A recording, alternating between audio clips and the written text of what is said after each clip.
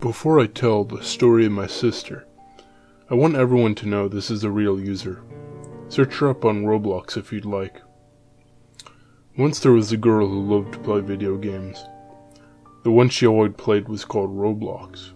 In Roblox, her username is XoShadowGirlxo. The girl was only 10, but didn't listen to the warnings of her mother that she gave her about doing anything a user told her to.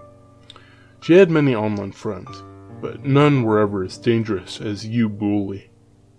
Shadow met uBully in a server March 19th, after Shadow's mom made a birthday poem for Shadow together. When uBully came, she was friendly and kind. Shadow was curious as to why everyone went around screaming. She watched as uBully slowly walked away before uBully left the game.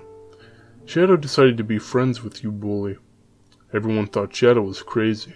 So did Shadow, but deep down, Shadow felt that she had to do this. One day, uBully insisted that they both played the server uBully made. Finally, Shadow gave in. As soon as Shadow joined uBully, there was nowhere to be found.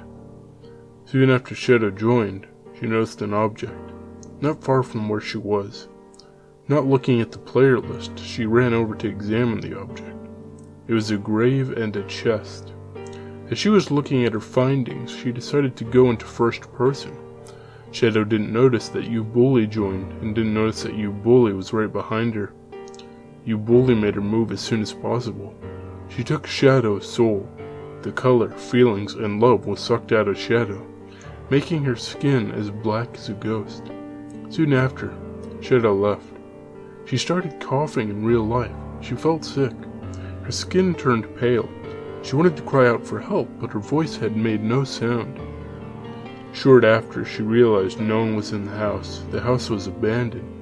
She had the sudden urge to play Roblox. As soon as she got in, she was in the server already. uBully was there. She told Shadow that she was evil and wanted Shadow to be too. In return, she would give Shadow some powers to take away souls if they went to uBully's server. Shadow wanted to shout, "What have you done with my family? What have you done with me?" But instead, she said yes. uBully smiled creepily and nodded. It somehow seemed that Shadow felt like she never had a family. Shadow noticed a piece of paper on the floor. All she could make out was, "To Shadow, happy birthday." The rest of the note was ashes on the ground. uBully picked it up as she threw it away.